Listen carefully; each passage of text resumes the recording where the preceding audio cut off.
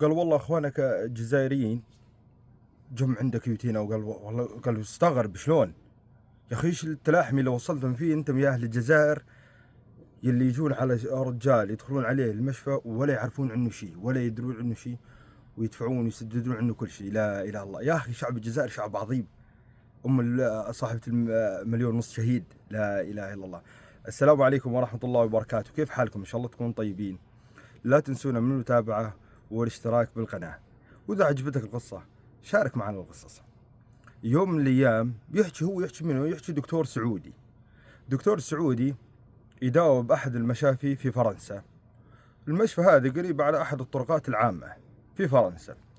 يقول الدكتور يوم من الأيام كانت أنا جالس بقسم الطوارئ، يقول قاعد، وقال سبحان الله ما أشوف إلا على قسم الطوارئ وقسم الإسعاف، قالوا جايبين رجال، قال رايح ميت طيب، قال رايح مولي فيها الرجال خالص. قال سبحان الله، وننتفض الدكاترة والممرضين ونعالج ونظبط الأمور ونضبطه مية مية. قال أموره صارت بخير والحمد لله، أموره طيبة. قالوا دخلوا له على الغرفة تبع الطوارئ، تبع غرفة النوم وكذا. قالوا دخلنا سبحان الله، قالوا واستتب الأمر وأموره طيبة. هذا الرجال الجزائري، قال هو ما يعرف الجزائر، بس أنا استعجلت شوي فيك القصة. قال سبحان الله، يقولون ترى محتاجين دواء وكذا كذا، مصاريف المشفى، أنت بحكم عربي وهو عربي، شوف الترتيب عنده، يمكن صاحي نايم شوفوا. قال واجي عند الرجال، قال والرجال نايم. قال سبحان الله، وطلع عنده المحفظة اللي عنده، قال فتحت، قال ما اكشر علي الا بجيبه، يعني تقريبا يمكن دولار واحد، يعني بهاي القيمه، هاي قول بقيمه الجزائر، قال يعني بقيمه دولار دولارين بس. قال له فتح البطاقه الشخصيه اللي عنده، والرجال منه جزائري. قالت لا حول ولا قوه الا بالله، وين جاب هذا العربي الجزائري بين هاي الناسيوتين، هاي فرنسا؟ يا اخي مشكله هاي. وما في، يقول ما بغير عربي غيراني، هو الدكتور سعود يقول ما بغير عربي غيراني.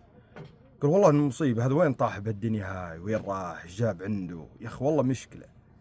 قلت يلا نعين من الله خير، بس هو يصحى ونشوف الامور طيبه.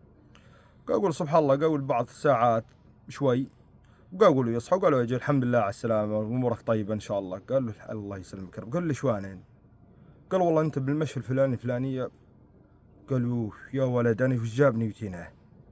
قال والله ايش جابك ما ادري، قال قسم الاسعاف ما شفوك الا جابوك عندنا. قال يو. قال سبحان الله، عالجناك وضبطناك امورك وامورك بخير ان شاء الله، وما عليك ما تشيل هم، امورك بخير. قال من انت؟ قال والله انا اخوك دكتور من السعوديه، وانا داوم بهاي المشفى. قال والله ونعم والله بيك من اهل السعوديه وكذا. قال صار يمدح وكذا الرجال. قال والله شوف يا اخونا الجزائري، ترى ما في عربي غير عني، حلوين.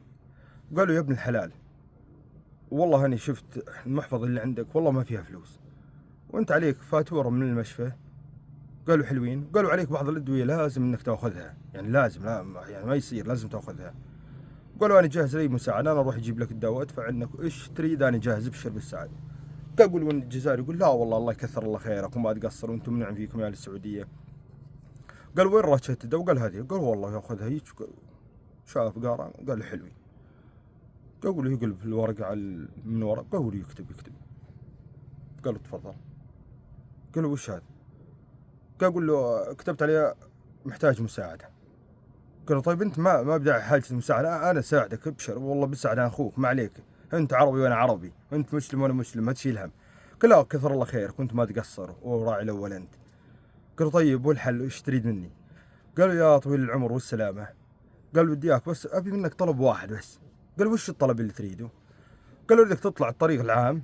قال له حلو. قال له تشوف اي واحد جزائري ولا تشوف سحن الجزائري؟ قال ايوه. قال بس تعطيه هذه الورقه، قول له اخوك جزائري جوا محتاج مساعده. قال له بس، قول له اخوك من الجزائر محتاج مساعده وهذا الدواء وتصرفوا لي بس، لا اكثر ولا اقل.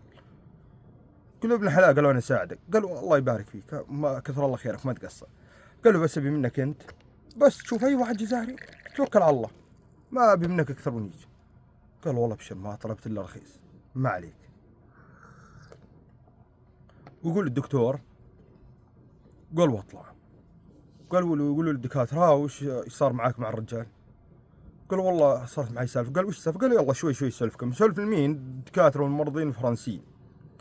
قال واطلع انا اتشوف بهالناس. قال وين اشوف واحد جزائري، يعني مبين الجزائري من لبسه، يعني جماعه الفارقه وجماعه الاطلس خلينا نقول عنهم مبينين، يعني فرضا كان تونسي ولا جزائري ولا المغربي، ذوك الناس سبحان الله مبينين يعني. كل شوي يقبلون الشباب، سلام حياك الله كيف حالكم من وين الاخوان؟ قال والله من المغرب. قال والله ونعم فيك وامر يا الحبيب يا دكتور. قال لا والله محتاج ناس جزائريين اللي عندهم طلب سالب. قال جزاك الله خير وقالوا ومشى. قال شوي جايين اثنين ثلاث، قال وشي يجيني العراق وشي اللي يجيني بسوري قال شوي جايين ثلاث شباب، قال عرفتهم خلاص هذول مبينين انهم جزائريين، خلاص هم باللبس متشابهين يعني. السلام عليكم. وعليكم السلام حياكم الله. قال اخوان جزائريين؟ قال والله جزائري. وقالوا نعم والله فيكم. قال امر يا دكتور ايش عندك؟ قال والله عندي طلب لكن والله اني ما استحي اقول لكم وكذا بس، ولكن الرجال حلفني الا اطلع وكذا. قال اخلص علينا ابشر ايش عندك؟ قال والله تدرون والله اني مستحي، يعني قلت دكتور قال والله اني استحيت يا اخي معليش منو هذا يا اخي؟ قلت يلا خلاص انا علي امان اني انفذها وبس توكل على الله. قال يا اخوان في عندنا قصة مريض، قال ايوه من الجزائر، قصة 1 2 3، وطلب مني قال هذه الورقة تاخذها رشيت تبع الدواء، وقالوا تعطيه لاي واحد جزائري وان شاء الله الامور طيبة ما عليك انت. قال وين الوصفة؟ قال والله طلعها انا من جيبي وكذا. قال انا ما ينداني طلعت، قالوا يسحب هذا الشاب الجزائري يسحب. قال ايوه دكتور شكرا كذا جزاك الله خير ما قصرت. قال ايوه. قال طيب هو وين؟ بي قسم عندهم؟ قال قسم الطوارئ بالغرفة الفلانية رقم فلان. قال كويس يلا تمام جزاك الله خير كذا. قالوا مشوا ويضحكون امور طيبة. قال والله اني مصدوم. قال والله اني رجعت قلت يعني والله العظيم سواد الوجه هذا وش ذا. قال وادخل عند دكاترة والممرضين والممرضات قال الفرنسيين. قال ايش صار عندك؟ قال يا الربع والله القصة 1 2 3. وقالوا بلشوا يضحكون علينا يضحكون. قال والله انتم يا العرب تظلون مسوين فيها على اساس نخوه وانتم كذا وانتم كذا يا العرب وما ادري ايش. قال يا ولد انا تمنيت قعدت شو قلت بلحني خجلت سواد وجه. عرضت عليه ما قبل وانطيت هذول صار يلاقيني مسخر عندهم هذول الاجانب. يا اخي ابن الحلال خلاص انا اسدد عنه كل شيء ابن الحلال، هو مو راضي. قالوا والله وقالوا مؤخذ وخجل من هاي الناس. طيب ليش وكذا؟ قال سبحان الله وانا قاعد قال شوي قال والحين دخل الثلاث رجال هذول 3 شباب. قال ادخلهم السلام عليكم. قال انا انصدمت السلام عليكم. قال هلا يلا حيهم يا مرحبا. قال بالله تكفى يا دكتور وين الغرفة وين قسم طوارئ كذا؟ قال والله قسم طوارئ فلان كذا الغرفة كذا حلوي. قال وانا اروح وراهم امشي. قال دخلهم هم الشباب. قال وانا واقف عند الباب. قالوا دخلهم على اخوهم الجزائري. قالوا هم جايين قالوا انهم جايبين معاهم البوكيت الوارد وجايبين معاهم الادويه. قالوا امورهم طيبه وجايبين اكل وكذا. قالوا انا انبهرت منهم. قالوا دخلهم على الرجال الحمد لله على السلامه ما تشوف شر يلا حيك لسم بالخير. قالوا فلان فلان وانت فلان فلاني وهم يعدون على بعضهم. هو يقول المريض قال يا مرحبا حياك الله ان شاء الله امورك طيبه والله بشرنا الدكتور ان امورك بخير وكذا وما على قلبك شر. قال والله بخير. يقول لهم المريض يقول لهم والله انا بخير والحمد لله وكذا. والله يجزاه خير الدكتور ترى هو انا اللي طلبت منه. قال ما عليك امورك طيبه ان شاء الله. قالوا يجلسون معاه ويضحكون وينبسطون. قالوا يجلسون عنده بقرابه 2 3. قالوا يجلسون عنده. قال يا رجال كانوا يعرفونه من 100 سنه. قال والله ادخل عليهم الدكتور. قال واقف عند الباب. قال مساوي كذا. قالوا انا سارح فيهم سارح يا رجال ايش الناس هذه ايش اللي عندهم خلاهم يوصلون لهذه المرحله من التلاحم هذا الشعب الجزائري. انا عارف انهم ما يدرون عنه قول بس من باب التاكيد جيت عندهم. السلام عليكم. وعليكم السلام ورحمه الله وبركاته حياك. قال يا رب تعرفونه هذا الشاب المريض؟ قال لا والله. قال ولا يقرب لكم ولا قال لا والله ما نعرفه بس والله تو تعرفنا عليه سعاد الساعات احسن ساعه والله وابرك الساعات تعرفنا عليه والله ونعم. قال والله من جدكم السلام انتم ما تدرون عنه؟ قال والله قسم بالله العظيم ان احنا ما ندري عنه ولا ندري عنه ابد اي شيء. قالوا انا السلام. قالوا اطلع. قالوا ما طلعت. قالوا وقف انبهر ايش اللي صار عندهم هذول هذا الشعب ايش صار عنده لو وصل هذه المرحله من التلاحم. قالوا انا مستغرب.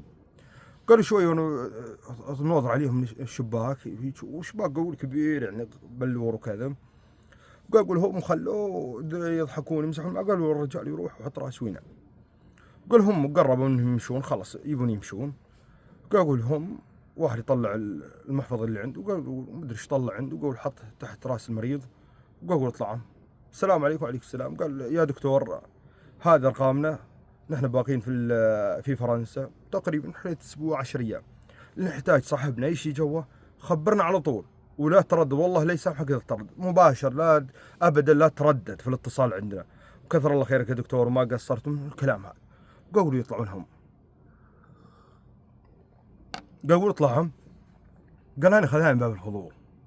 قالوا في وادخل عند المريض، قالوا من دخلت عنده، قال هو ناي، قال من باب الفضول، قالوا اسحب اللي حطه من اللي تحت راسه، قال اسحب والاقي بقيمة تقريبا 1000 أو 1500 دولار يعني تقريبا، ومخلي له رسالة بسيطة. نحن خلينا رقمنا راح نخليه عند الدكتور، ونحتاج أي شيء ابشر بالسعد، اطلب الدكتور وامورك طيبة، ونحن باقيين هنا اسبوع. كاتبين نفس الكلام اللي قالوا لي، كاتبين لي، قالوا حطوا لي. قال سبحان الله، قلت يا اخو ايش التواصل هذا يا اخي، وصلوا لا يدرون عنه ولا يعرفون، ويتبرعون له بمبلغ كذا، ويسددون فواتير المشفى كلها. قالوا هم طالعين طبعا سددوا فواتير المشفى وكذا، ويوم الا قدام لانه خلينا جالس في المشفى وكذا. قال سبحان الله يوم صح الامور، قالوا بجمع المرضي، قال تخريج يا دكتور، تخريج، خرجنا، وقالوا الامور طيبه. قال هو مشى، قلت له يا فلان، قال ايوه اسلم. قال والله عندي سؤال والله يقرقع هنا بصدري، بس بسألك اياه. قال اسأل يا دكتور، ما عندك، ابشر. قال يا اخي ذاك اليوم انت من وقعت وكذا وكذا القصه. قال ايوه. قال له طيب انت لا تدري عنهم ولا تعرفهم ولا هم يدرون عنك شيء؟ حلو. قالوا حلوين. قالوا ايش التلاحم اللي خلاكم توصلون هذه المرحله؟ يعني ما يدرون عنك كيف يعني، ويعطونك فلوس ويضبطوا لكم، ايش التلاحم هذا اللي صار عندكم؟ قالوا اعطيني سبب واحد. قالوا سبب واحد بس؟ قالوا بس سبب واحد. قال والله اعد لك لو 100 سبب تريد انا اعطيك. قالوا اكبر شيء انه انتصرنا احنا. قالوا ايش انتصرتم؟ قالوا على فرنسا. قالوا وش دخل فرنسا بالموضوع؟ قالوا احتلت فرنسا 136 سنة، وراح عندنا 1.5 مليون شهيد. قالوا حلو. قالوا ايوه. قالوا سبحان الله، يوم من الايام اجتمعنا احنا الفرنسيين ان ناخذ قرار واحد، يا اما نروح كل واحد ياخذ براي لحاله، وهذول الفرنسيين يظلون هاجدين العمر كله يمحون عن بكرة تبينه. قالوا ايوه. قالوا يا اما نتحد ونصير يد واحدة على كل شيء، على الاحتلال، على المساعدات الإنسانية اللي بين بعضنا، ما نخلي فقير بين بعضنا، ونتلاحم في كل شيء، حتى نطرد الانتداب الفرنسي. قالوا بفضل الله سبحانه بعد 136 سنة انتصرنا على الفرنسيين وخرجناهم من ديارهم. قالوا ايوه. وقالوا هاليوم هذا نحن ماشيين على هالامر هذا ولا السيستيم هذا، متلاحمين نحن فرنسيين في بعضنا بكل شيء. ما تلاقي احياء اللي عندنا الا ناس، عندنا فقير ما نخليه، انسان جائع ما نخليه، انسان عليه مرض مكلم ما نخليه، نسدد عنه. قالوا هاليوم هذا شفت انا قلت انا طلبتك شيء يا دكتور؟ قال لا والله ما طلبني، قلت لك بس اغذي لي امري وشوف لي هذه الناس. هم جوني مباشر، وهذا انا لو يجينا اي واحد جزائري وانا معي مباشر اقدم، ولو ما معاي انا اطلب من الناس اللي جيراني وقرايبين وكذا، ونساعد نحن بين بعضنا. لا الشيء اللي خلانا ننتصر على الفرنسيين ومشت معانا لهاليوم هذا سبحان الله والحمد لله. يا اخي سبحان الله، شعب الجزائر شعب عظيم يا اخي، ضحى يقول عن المليون شهيد سبحان الله، ورواية يقول 1.5 مليون، وفي سمعت رواية تقول 1.5 مليون، عفوا 6 مليون. يا اهل الجزائر اللي عندكم صححوا لنا الرقم، كم شهيد عندكم سبحان الله، ذكروني بثورتنا ثورة سوريا سبحان الله، 1.5 مليون شهيد من عدد المعتقلين سبحان الله. نحن السوريين ترى على فكرة ما انتصرنا إلا لما اتحدنا الحمد لله، لما كنا بالشمال المحرر الحمد لله بفضل الله سبحانه وتعالى، شمال سوريا إدلب سبحان الله، اجتمعت جميع الناس ولبم على الجهاد سبحان الله وانتصرنا بفضل الله سبحانه وتعالى. ذكرتني بالجزائر يوم صار الفتح عندنا بسوريا الحمد لله بفضل الله سبحانه وتعالى، والله مباشرة استحضرت فرنسا وقصة فرنسا، ونسأل الله العظيم رب العرش العظيم أن يديم الأمن والأمان علينا وعلى جميع بلاد المسلمين يا رب العالمين، ويحسن أوضاع بلدنا يا رب. ادعونا بالتوفيق والخير إن شاء الله. السلام عليكم ورحمة الله وبركاته.